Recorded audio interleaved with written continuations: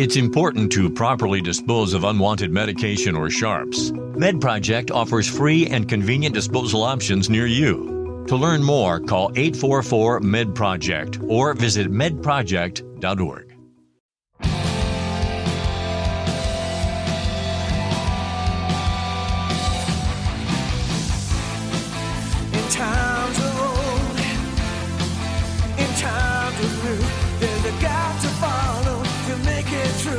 It's the pop culture field,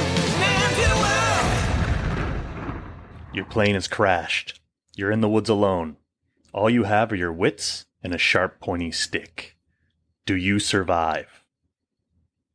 Sounds dramatic, huh? It's because it is dramatic. We've done an episode about survival in combat situations, mostly, but we wanted to do one where the focus is man versus the elements, survival through sheer will. Not necessarily only fighting nature, but fighting things in nature. That's right. Welcome to the Pop Culture Field Manual, the podcast that's at the intersection of weapons, the military, action, and pop culture.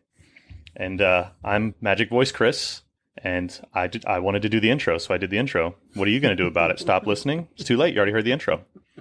And with me, as always, is...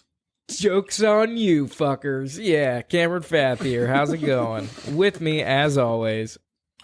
Israel Wright. It's good to be back with you folks. I'm very excited for this one because we are going to be doing some fictional accounts, but then I think a fair amount of what we're going to be talking about today are real accounts. And it's amazing. It's such a basic, there's almost like a purity to a survival situation because like you said, Chris, the main thing, the number one, the number one lesson that I got when I went to SEER school in the Q course is the number one factor that determines whether or not you will survive in a wilderness or survival situation is the will to survive. If you have the will to survive, that's your number one weapon. And then it's just amazing how innovative people can be in survival situations when they have very little resources. It's also popular. We might talk about a few of them today. Popular in video games. People love the creativity and the ingenuity that goes into a survival situation. But yeah, just a really amazing topic, and also the sheer will to survive. I think there's a lot of connections, obviously, in a wartime situation as well, which we've talked about. But this time we're talking about man versus nature, man versus the elements.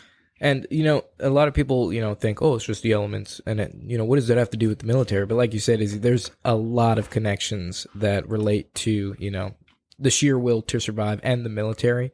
A lot of people don't realize is, especially in extreme environments, the realest enemy you're fighting is the elements themselves. It's almost, that human and tangible threats against you are second to the actual elements because you can't operate if you're completely screwed by the weather, right? Mm-hmm. So, whether it's super hot in the desert or it's extremely cold in the Arctic, your first priority and your first threat is dealing with Mother Nature first. And it makes everything a hell of a lot slower and it makes everything a hell of a lot harder. Especially in some recent things that I've been doing. But I think there's a lot of great examples in the list we have here. Some, like Izzy said, real, some fictional, but hell, we're going to talk about them and we are going to have a good time doing it. So, Izzy, you want to take us with the first one or you want me to do it? We can talk about this one first because I remember seeing this movie in the theaters when I was younger. It's Alive.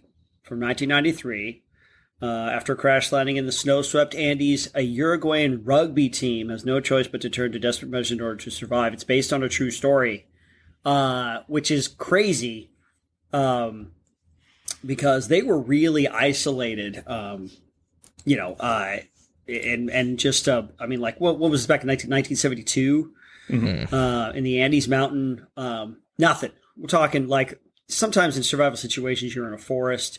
You've got berries and bushes and vegetation you can work with. You might even have rock outcroppings and terrain that can help you to shield yourself from the elements. But they were on a mountaintop. Yeah, that's And bad. And it's snowing and it's icy and there's no protection. right. It was in October, which, that's already in the winter time up in that way, but it's crazy. Well, It's that's actually in the southern hemisphere, so that's springtime. Oh, okay. Well, there you go. But it's, having been to the Andes, it's always snowy.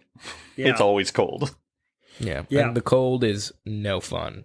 Like, No. I mean, I prefer the cold over the heat because, in my opinion, you can always put on another layer, but you can only get so naked, when dealing with the heat. But what happens if you don't have another layer to put on? You're absolutely screwed. Yeah, and I'm not really sure what the circumstances of where they were headed at the time, like if they had winter gear with them, Yeah.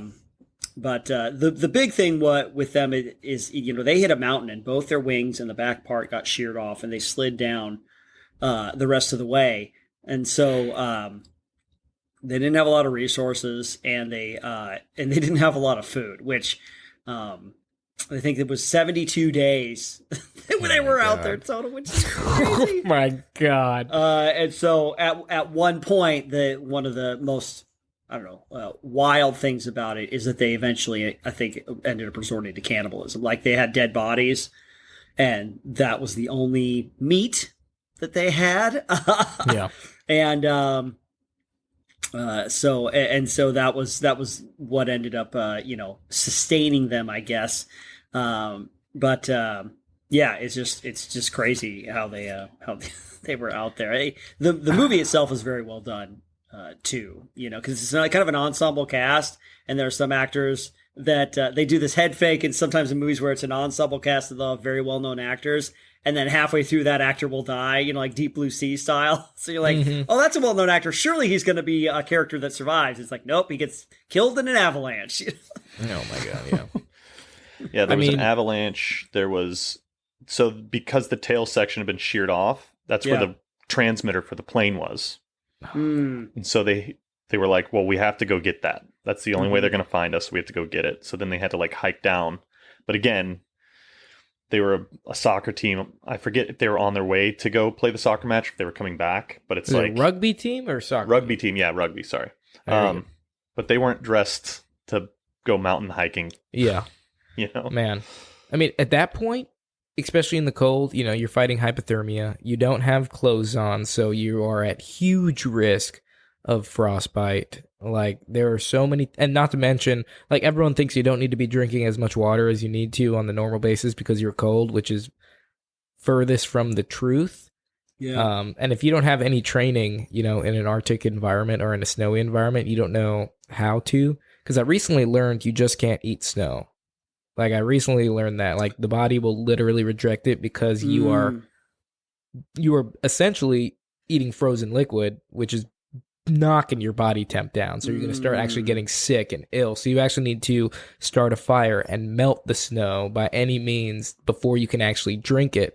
And I'm sure these guys didn't know that because they're a rugby team, So the part that gets me is just fucking 72 days. you know? That is not a short amount of time. There was an avalanche about 2 weeks in. They had an avalanche which flooded the cabin and killed eight more people. Yeah. Oh my God. And they had to survive that. Yeah.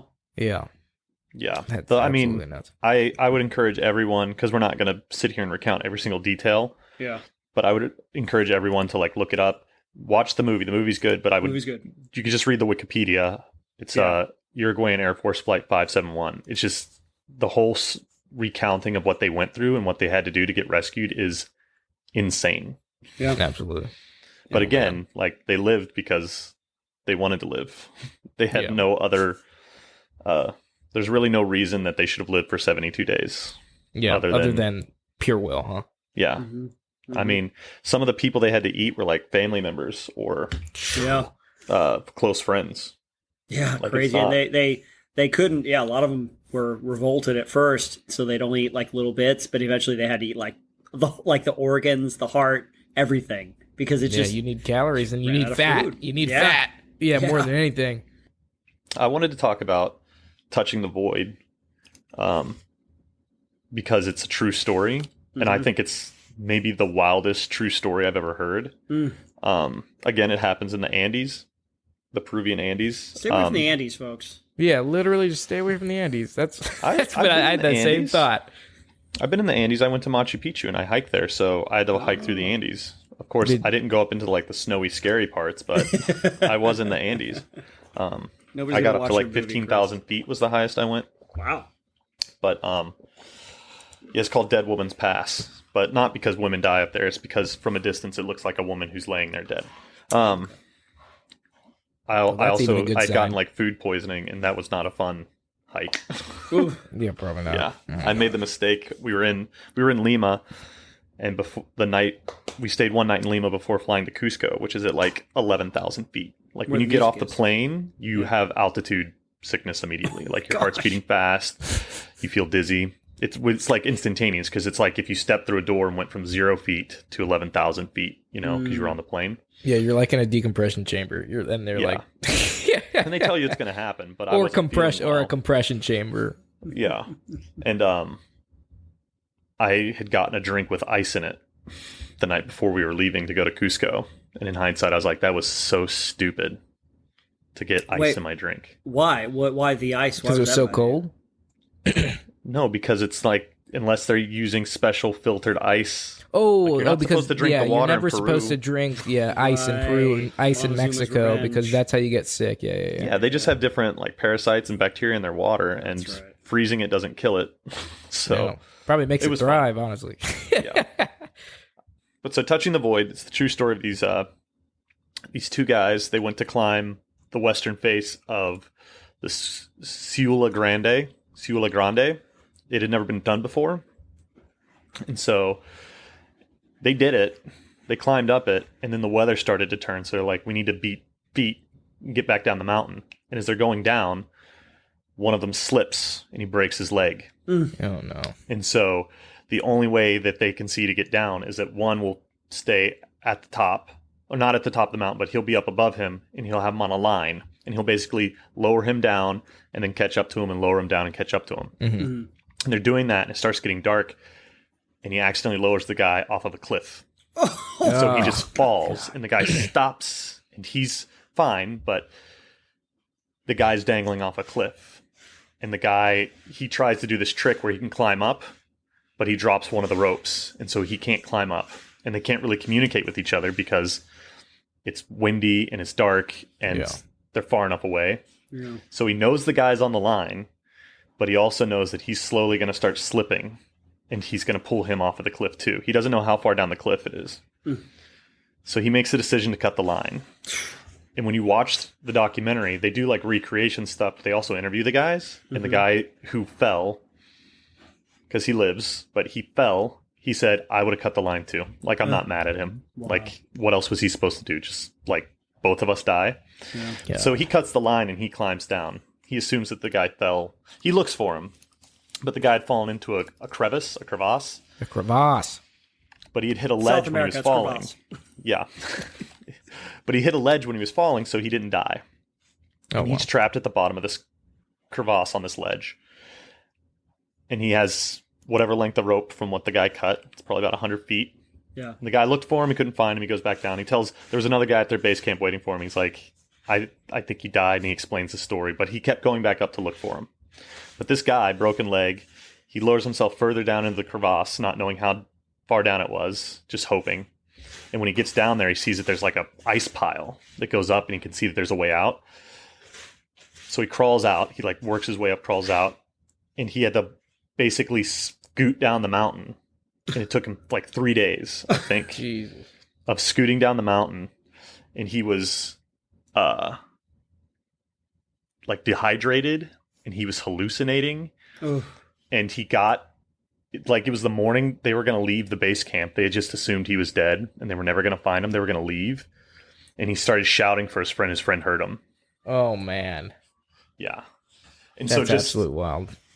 Well, it's just, I think about it, and what's crazy about the story is when he cut that rope, like, I tried to put myself in that situation. I'm like, would I cut the rope? Or would I, because he tried to pull him back up. He knew he was still on the line. He knew he wasn't like, he hadn't fallen, hit the ground somewhere. He knew he was just sitting on his line dangling.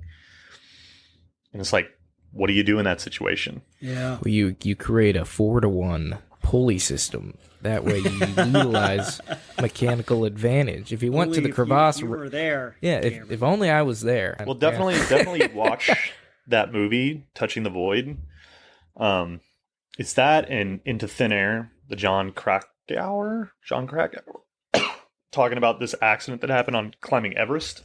Yeah. But both I've of heard those. about that one. Yeah. I mean, I just find it fascinating. But that Touching the Void, I'm just like, I can't believe it's a true story.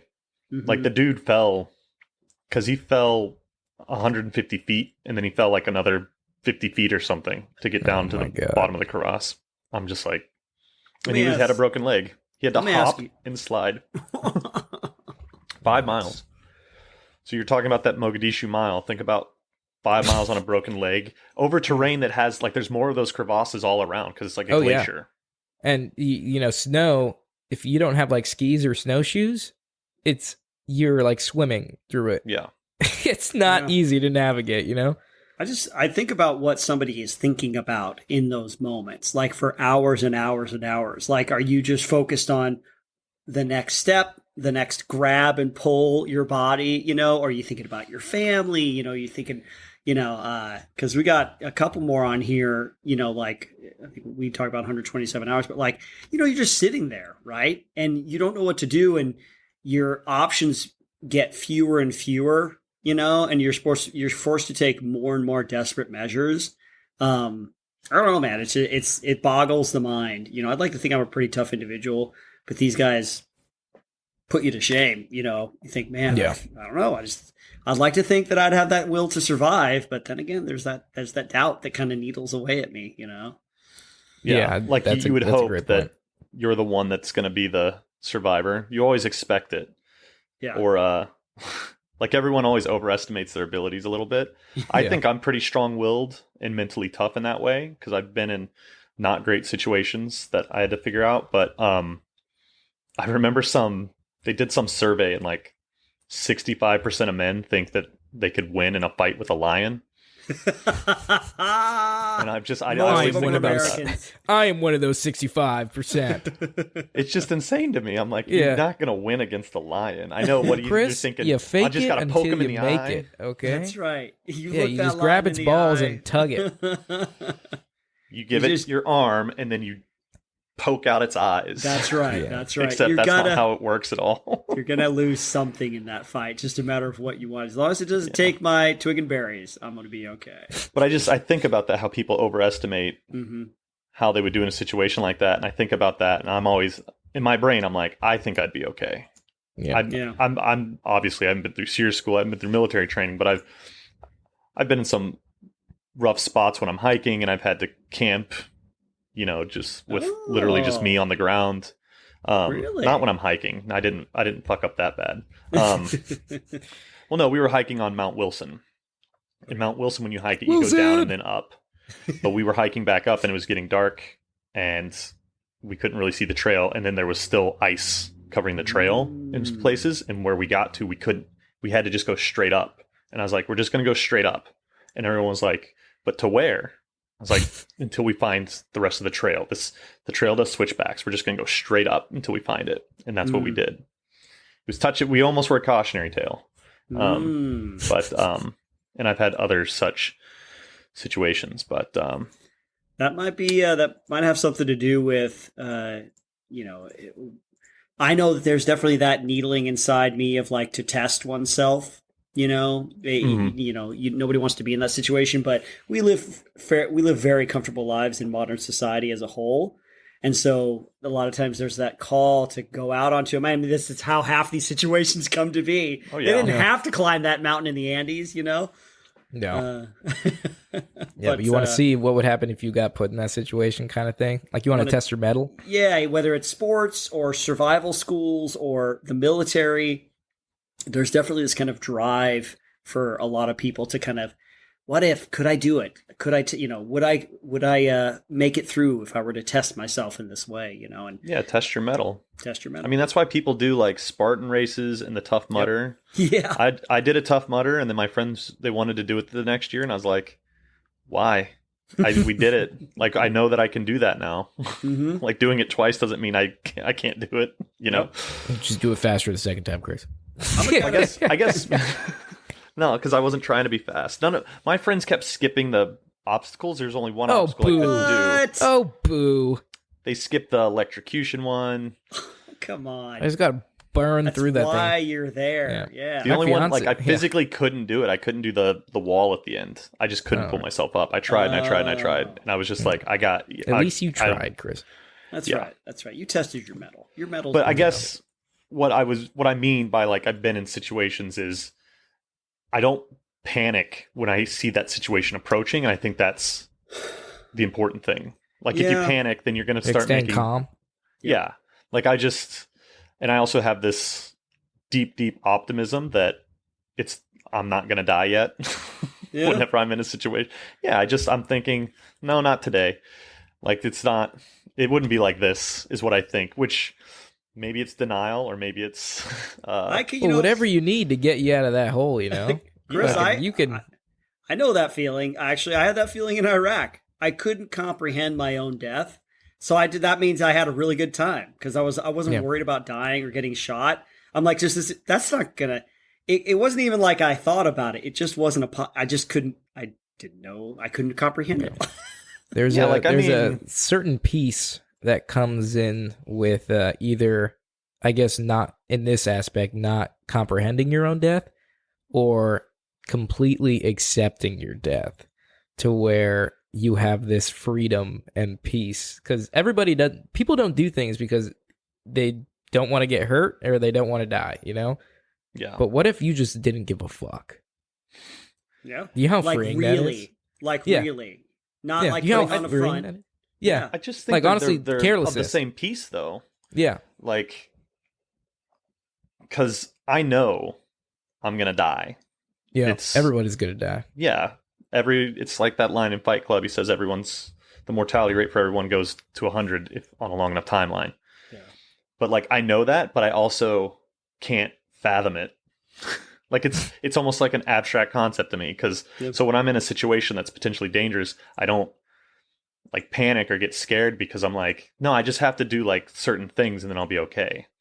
It's why, like, I would never want to be in a plane crash because odds of you dying in a plane crash are not great, but my brain wouldn't, like, accept that. I'd be like, no, I'm going to be the guy. If I just get in this position, I'm going to be okay. And then I'd be smushed. And then just die immediately. You die confident. Hey, Maybe- fake it till you make it, man. That's how I live my life. I love it. No, but Yeah. like, but then I don't know how to ever test this without putting myself in mortal danger, you know? Right. So, Tough Mudder. Yeah, another Mudder. Tough Mudder. Well, they Another have- Spartan race. That's why you did the Yeah. second Tough Mudder, Chris. Well, yeah, they have a bunch of more all these extreme versions too. There's the Spartan race. There's an extreme version of that, and then they got all these like all the kind of manly ones, like where they put you through like SEAL training ish, and they yell at you. Oh, I don't know how I just feel don't about feel like those it's, ones. but that's not real. I wouldn't feel like I was in actual danger. Right. That to me is just like testing your endurance, but yeah, mental. I'm resolve. also like, and again, I'm not trying to brag or anything. This is just how my brain works. I'm just like, well, to get to the end, I have to go through all this stuff, so I'm just going to go through all of it. Yeah. That's what I do when I'm running. If I want to run 10 miles or 5 miles, it's the same thought process. I'm like, well, I just have to keep going until it's done. Yeah. There you So- go. There you go. Keep that mindset. You sound It's like a a gift. special operator already, Yeah, Chris. that's a gift, Chris. Oh, yay! Yeah, there you go. Well, Well, you speaking gotta of, you gotta pick here, Izzy. I'm interested to see which one you got. Well, I loved this movie. We could talk about this one next, The Martian, because this is a situation where it's based on a novel. I think it's Peter Weir or Andy Weir. Andy Weir, yeah, different Weir, where it's about a guy getting stranded on Mars, and that's an alien planet. So, what I love about this is you would have to be very smart in the survival and science areas to even fathom what it would take for somebody to need to survive on an alien planet. Because one thing about Earth is at least you've got oxygen. Yeah, that's a plus. Yeah. So I love the idea. I would really like to listen to the audiobook, or I say audiobook because I drive a lot in LA, but I would like to read the book or consume the book in some form. But the movie itself in 2015, Matt Damon, it was actually a Ridley Scott film, nothing about it seemed like a Ridley Scott movie. It was a good movie, but it was like, this is Ridley Wasn't Scott bleak film. enough. Yeah, it wasn't bleak enough. There wasn't enough gore and blood and cursing. But it's basically about a guy who, Matt Damon, who gets stranded on Mars, and he has to survive. And it's really awesome seeing him think through what he has to do to preserve Yeah, all you got to do is learn how to grow food. potatoes. Potatoes and poop. Yeah, potatoes and poop, basically. Yeah. And then not only that, but how he...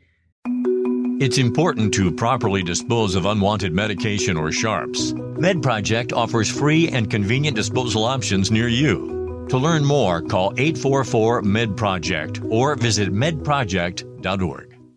has to come up with signaling to Earth that he's still alive, or how they find out that he's still alive, because they have like satellite images and they notice that the vehicle is moving, after the other crew has left. It's like there's like a sandstorm in the beginning of the film, and he gets knocked out and buried in sand, and they think he's dead, so they got to get out of there because it's a really bad sandstorm. So they abandon the mission, and then he wakes up later and gets back to the base, and he's on his way. But it's just it's one of those. It's just fascinating because he voiceovers almost the entire film, where he's like, okay, I gotta do this, and this, and then finally when they have an escape plan, he's got to get to like a different site, but he's got limited resources and limited energy, and he can only travel at certain times during the day because I think he's got solar powered car or whatever. But just really, it's one of those kind of nice. It's a thought exercise, like how does one survive on Mars? You need to be a scientist. Basically, you need to be a scientist. Yeah. You don't It's say one of I'm those going to things that, like, science the human crap grit. out of this. Yeah, Yeah, you got to science the crap out of it, like human grit. A lot of these movies we're talking about is just like, like you said, the pure sheer will to survive. yeah. But if you're not smart, you're fucked. Yeah, it doesn't matter how much. How I would much die. strength of I would will so is. die. Yeah, I would Just run 100% out of air, die then if you're I was dead. on Mars. First of all, Will what am I only doing takes on you so Mars? far. I don't have any qualifications to be Yeah, on why Mars. did you get on Mars? Somehow. Did you I don't stow know. away on the ship? I won a giveaway. Oh, He you won were one of the that, people that Jeff Bezos picked. The golden Yeah, ticket. one of the He people found it in a Bezos. chocolate Yeah, I bar. won a golden ticket in my fucking chocolate bar, and then there It's I am. you and 3 scientists, and then the Yeah, 3 I'm scientists like- get off the planet, and then it's just you. Yeah, Yeah. I'm the PR. I'm the PR guy that they're just like, we're bringing a complete nincompoop with us to Mars just to say a fucking normal person was on Mars. And now I'm here and I'm dead because I can't do anything. You might live for a little while. Yeah, but like, I don't know. How long does it take the human body to fucking seize up? 3 days? Without food or water. Food or water? Yeah, Well, about he 3 had days. he had enough water to last a little while because Yeah. there were supposed to be I wouldn't like even know 5 other people where there. the water is on that Right. base. I'd be like, what does this button do? And then I just dump all my water by accident. I'm Yeah. like, shit. I think you're selling yourself a little short. You're not going to end up eating your own shit wandering around Mars. Crazy. Yeah. Like, why don't these potatoes grow? I keep shitting in this bag. That's the second part of that story is everybody at home trying to get supplies to him. And then even the crew, they find out halfway through their journey and they have to make a decision based on time and power, whether or not to turn around and go get him. And I love that part of the movie where the head of NASA is like, are we going to try to get like fast track some supplies to him?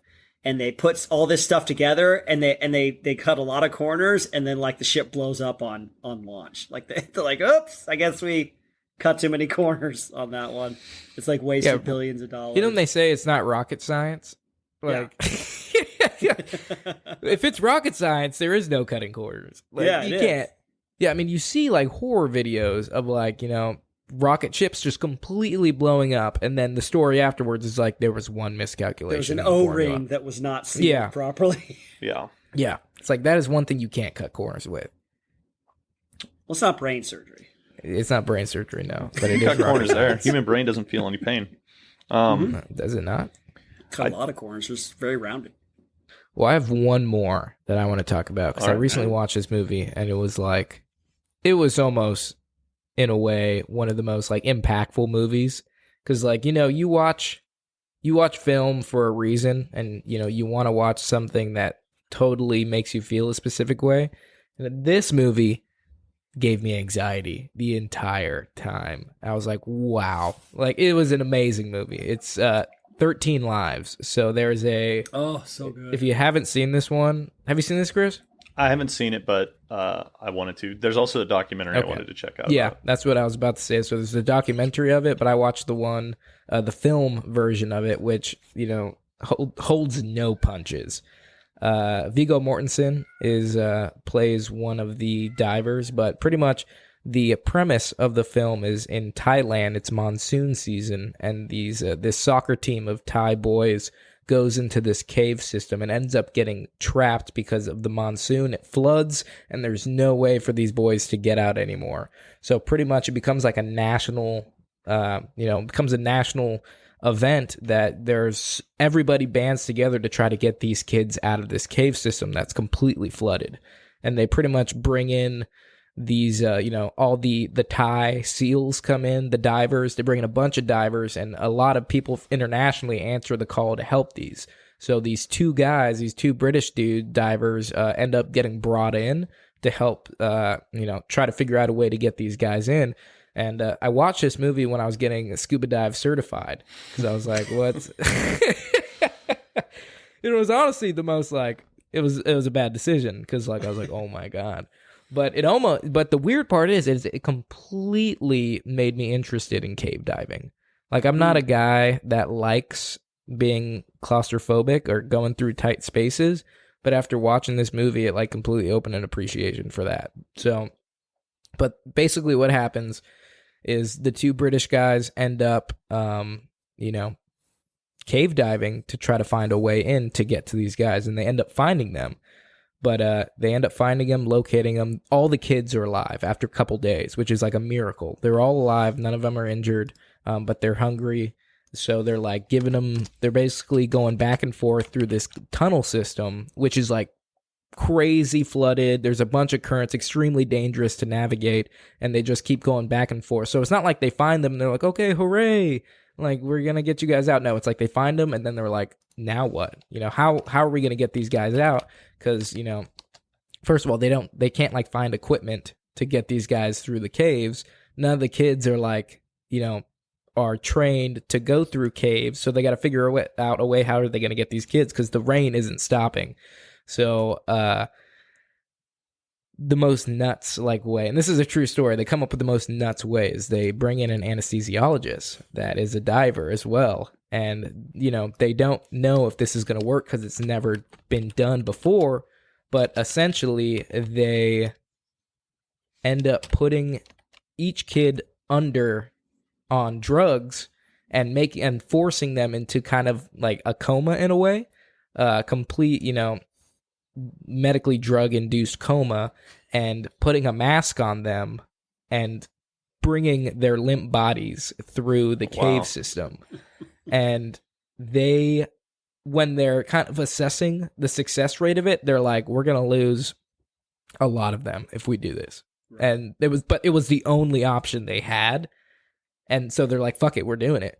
And somehow, after all the odds are against them, they get out every single guy with 0 casualties in the end, and they end up rescuing all 13 of them. And it was the entire movie. You're sitting there, my heart was pumping the entire time. Yeah, it was one of the best films I've seen in years. Amazon, right? You could watch either one. There's a documentary called The Rescue, which is just as good. In the documentary, they actually reenact. They do reenactments with the real divers. So they film them and do reenactments with it. And it's the guys who did it's crazy, man. And watching the documentary and then watching the movie, they bring in the best stuff. You know what I mean? They do a really good job of translating it into a narrative film. But either one you watch, the tension is like really high, and it's it's one of the most ridiculous movies I've ever watched, and it's hard, I think a common theme is like hard to comprehend how this is humanly possible, how someone can like achieve these things, and this movie is no short of like human will to not only survive that the kids portrayed, because they were in there for days with no food, no water, like no fresh water. Yeah, it was something like 13 days or 17 days or something like that. Something ridiculous. Some crazy number. But the fact that like these guys, the rescuers, their commitment to rescue these kids that, have nothing to do with them was also like, it shows the better part of humanity. It's the entire time's a nail biter. Yeah, the guys that they got, those English guys, and then they brought in a couple other cave divers. A very small group of people do what these guys do. Is it like it's not like a popular hobby, and even the way that they went about doing it, they made their own special tanks and rigs. It's like they were tailor made for this moment, for this situation. Yeah, and that was the big thing, because they're like, we don't have masks. Like one of the parts in the film is like, we don't even have masks that are small enough to fit over these kids' face to help them breathe. And you think about it, because like when you're cave diving, you're running tanks on the side of you, because tanks on the back don't let you're not able to squeeze through those cracks. And then not only are you not like running a single tank, you need more oxygen, so you're usually carrying 2 tanks on your side to be able to like maneuver through that. And now you need to carry not only enough oxygen for yourself, but you need to carry enough oxygen for the kid that you're towing, and you also need to make sure that the mask isn't getting, smacked off their face if you're going through so many things could have gone wrong and should have went wrong, but it just didn't. And it's that movie was, if you haven't seen 13 Lives, whether it's the film with Viggo Mortensen or the documentary, do yourself a favor and watch it, because it's going to blow your mind. Yeah. Great one. Great pick, Cam. I think We've got should, so many on this list, and we're not going to be able to get to. I know. We should do a we're second gonna have to do a episode, part because 2. there's so many. Like, let's just save the honorable mentions, because there's some on there that I think are amazing. Yeah, absolutely. But we can just move into the fan question. Yeah, let's do it. And this fan question comes to us from Bobby T via our Instagram page. And Bobby wants to know, do you guys have an experience either in training or deployment where you felt like you were on your own? Like you had to just nut up and do a thing to get it done? Oh yeah, man. Anytime you are by yourself in land navigation. Man, yeah, totally. Yeah. Oh, that's when you're, so a lot of times in the military, when you're practicing land navigation, especially during like a selection, it's all by yourself. So you don't have any support out there. You just have your rucksack on your back and, a map, a compass, and a protractor with some map markers. And like you have to navigate through some pretty, depending where you are, some pretty brutal terrain. And Israel probably has a lot to say about this, because he went through the STAR course, which is one of the most challenging land navigation courses in the military, which is you do during Special Forces training.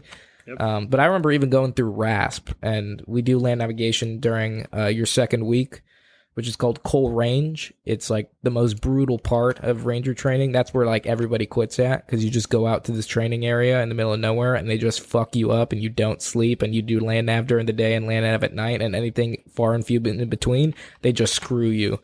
And it's funny because it's freezing. When I went through, it was freezing cold, and they lit this giant bonfire, and like the bonfire was at least 6-7 feet high.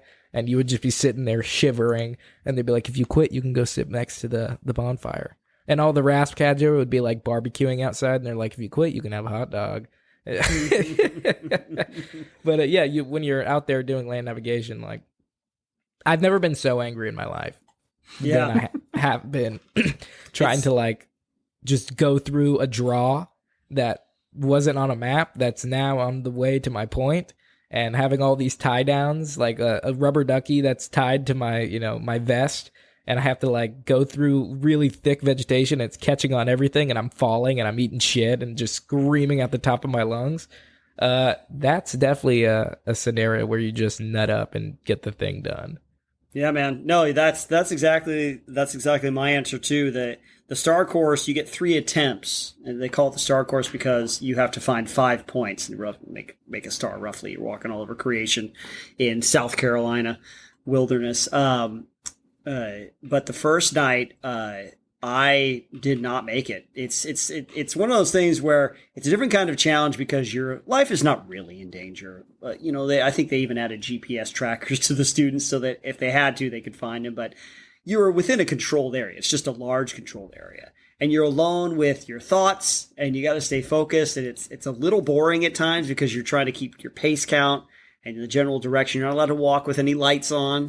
Only if you stop can you turn your red light on and look at your map, and then you have to turn it off and keep on trucking. But that first night, it was frustrating because there were two hills next to each other, kind of right next to, and I was on one. And I was walking around for hours. It was like almost time for the time to be up. It was in the morning, like 7 or 8 o'clock.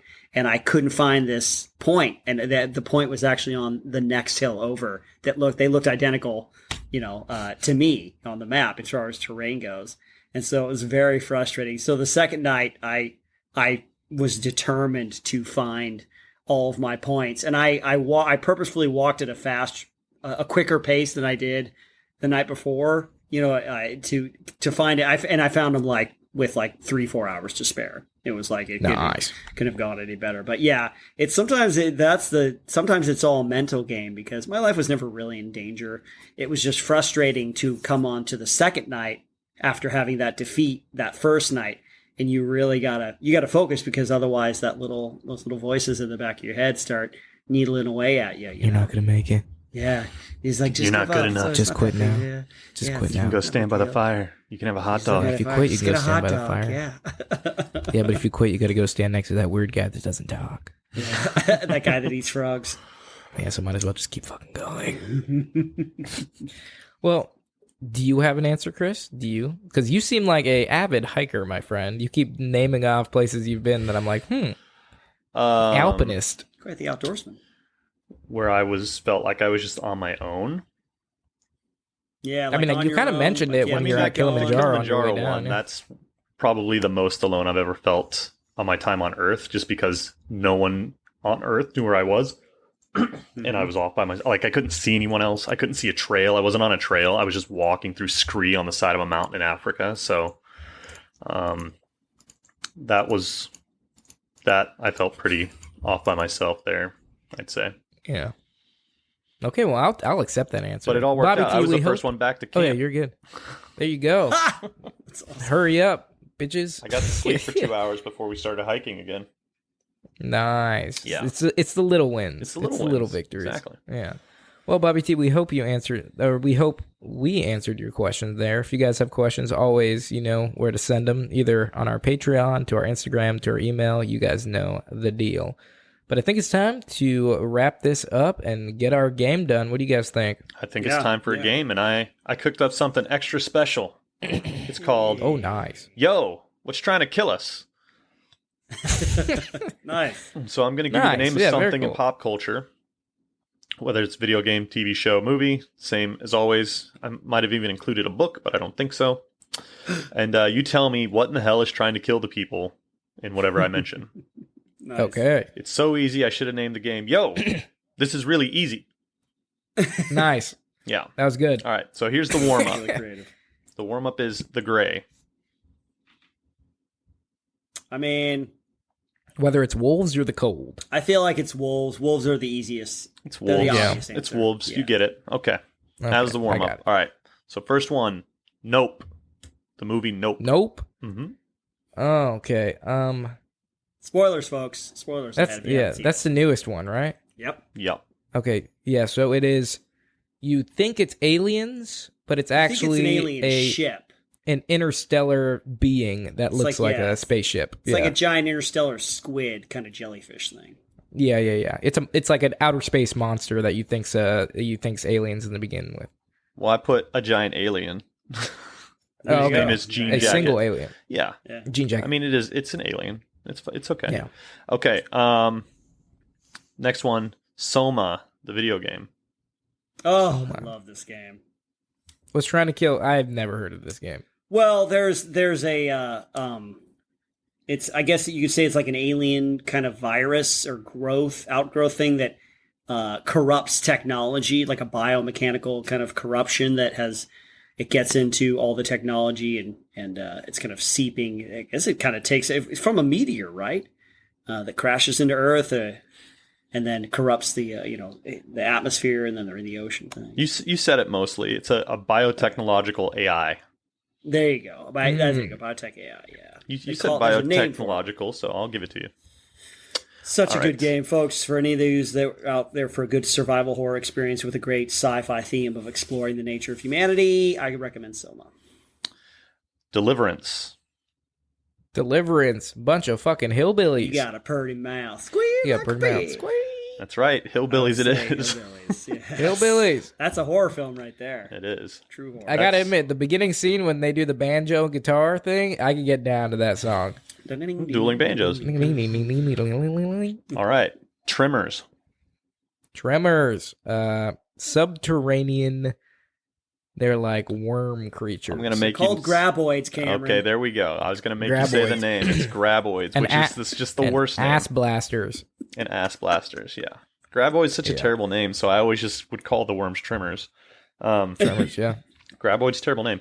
All right, Resident Evil 2. Now, when I say this, I mean who's kind of the big bad that's constantly stalking you and hunting you? Oh, that would be the Tyrant. Or is it Mr. X? Mr. X isn't 3, though, right? Or is it? The Tyrant is like the big dude. I had Nemesis. Oh, you're right. Nemesis is... It's true. Well, isn't that Resident Evil 3 Nemesis, though? Mr. X is... He drops down and he's stalking. He's like got a slow walk. And then eventually you blow him up enough and he comes out. I'm just telling you what I found on the internet, man. All right. Well, the internet's wrong. That's Resident possible. Evil 3 Nemesis it's been wrong before. is literally called Resident Evil 3 Nemesis. Okay.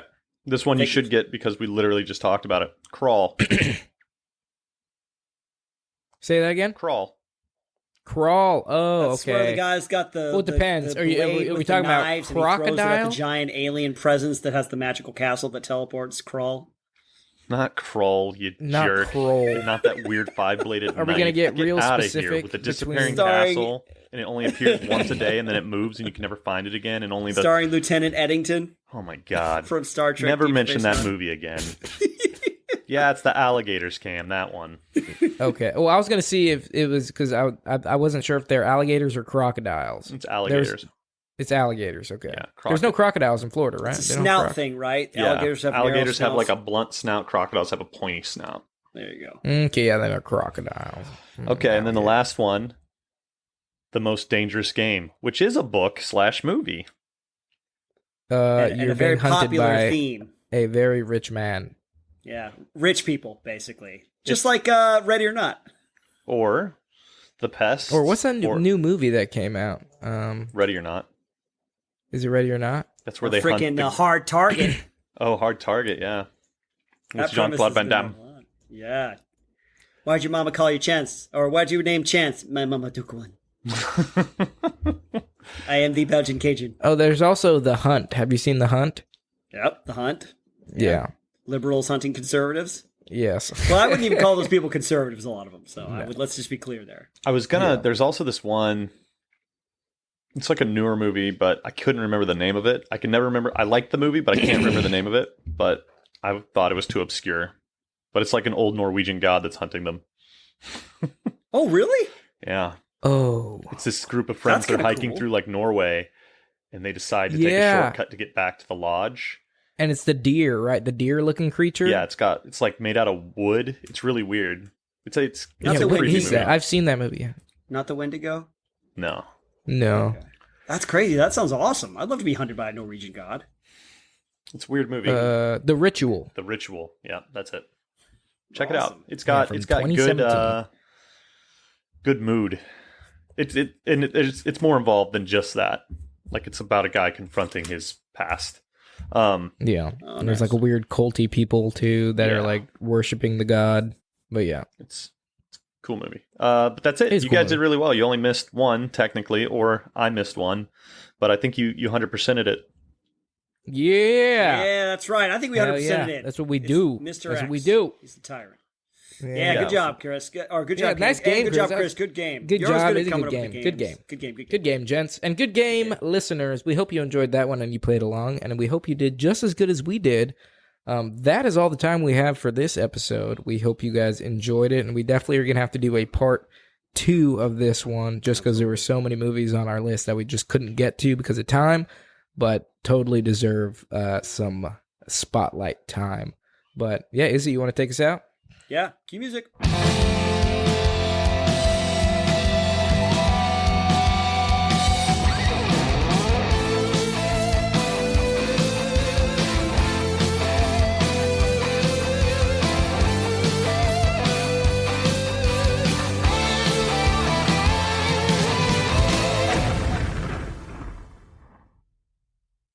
What's going on, everybody? You just listened to the free version of the PCFM podcast. If you want full-length versions of podcast episodes, plus much, much more, head on over to our Patreon page at patreon.com/PCFM podcast. That is right, Israel. If you want access to this full episode, you have to subscribe to the Fuzzy Private tier, which is our cheapest tier on Patreon at $5 a month. But if you are interested in a little bit more, we also have the Salty Sergeant tier at $8 a month and the Lifer tier at $12 a month. So hopefully we will see you there, PCFM family. Cue music.